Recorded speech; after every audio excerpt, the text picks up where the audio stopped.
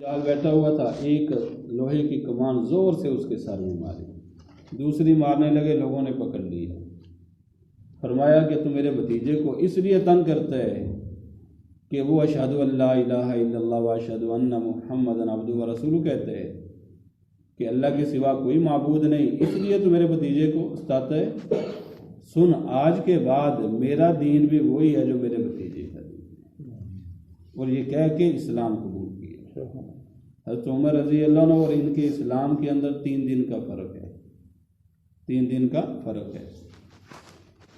ان کے 3 دن بعد حضرت عمر رضی اللہ عنہ اسلام لائے، اور نبی اکرم صلی اللہ علیہ وسلم نے حضرت حمزہ رضی اللہ عنہ کو فرمایا حدیث پاک میں، اسد اللہ و اسد الرسول، اللہ کا شیر اور اللہ کے رسول کا شیر ہے۔ غزوہ احد میں شہید ہوئے، تو جب وہ جنگ ختم ہوئی نبی اکرم صلی اللہ علیہ وسلم نے فرمایا میرے چچا نظر نہیں آئے، دیکھو ان کو۔ صحابہ کرام نے دیکھا، ایک درخت کے نیچے 7 ٹکڑے ہوئے پڑے، 7 ٹکڑوں میں پڑے، کان الگ، ناک علیحدہ، زبان علیحدہ، باقی جسم 7 ٹکڑوں میں پڑے ہوئے۔ صحابہ کرام نے جا کے بتایا، نبی اکرم صلی اللہ علیہ وسلم آئے اور دیکھا تو آپ سسکیاں لے لے کر رو رہے، اتنا روئے ایسا کہ آپ کا رونا بند نہیں ہو رہا تھا۔ تو آپ نے فرمایا بڑے افسوس سے، حسرت بھرے انداز میں، کہ آج میرے چچا کے اوپر کوئی رونے والا ہی نہیں ہے۔ 70 لوگ شہید ہوئے تھے نا، 70 صحابہ شہید ہوئے تھے، کسی کا باپ شہید ہوا پڑا ہے، کسی کا بیٹا شہید ہے، کسی کا بھائی کسی عورت کا، کسی کا خامد شہید ہے۔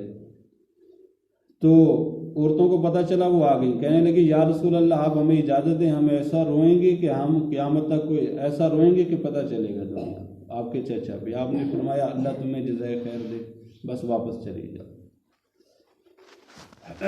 تو آپ صلی اللہ علیہ وسلم کو اپنے چچا کے شہید ہونے کا سب سے پیارے چچا آپ کے، بہت ہی پیارے، اور نبی اکرم صلی اللہ علیہ وسلم پر بہت زیادہ جان دیتے، تو یہ شہید ہو گئے۔ اور کافی عرصے بعد جس نے ان کو شہید کیا تھا وحشی بن حرب، اس کا نام تھا وحشی بن حرب، وہ بھی اسلام لے آیا، اللہ کی شان، وہ بھی اسلام میں داخل ہوا۔ نبی اکرم صلی اللہ علیہ وسلم ان سے پوچھنے لگے، کئی سال گزر گئے تھے چچا کو شہید ہو، کہ تو نے میرے چچا کو کیسے شہید کیا، یہ تو بتا، کیسے شہید کیسے کیا؟ اس نے کہا یا رسول اللہ پتھر کے نیچے میں چھپ کے بیٹھا ہوا تھا، یہ جیسے سامنے سے گزرے میں نے تیر مارا، بس میں نے جو ان کو تیر مارا یہ شہید ہو گیا۔ آپ نے فرمایا اچھا ایسے کیا کرو، میرے سامنے نہ بیٹھا کرو، میرے پیچھے بیٹھ جایا کرو، جب میں تمہیں دیکھتا ہوں تو مجھے میرے چچا یاد آتا ہے۔ چچا کو شہید ہوئے کافی عرصہ ہو گیا، لیکن اسلام اس کا بھی قبول فرمایا، توبہ اس کی بھی قبول، وہ بھی صحابی بنے، وہ بھی جنت میں داخل ہوئے، اس کی بھی فکر فرمائی، اپنے چچا کے دشمن جس نے قاتل، اس کو بھی بار بار دعوت نامے اسلام لانے کے لیے بھیج کر وہ بھی اسلام لائے اور اسلام قبول کیا۔ بس یہ فرمایا کہ میرے سامنے نہ بیٹھا کرو، اور دل میں کسی قسم کی کوئی میل نہیں رکھی گئی۔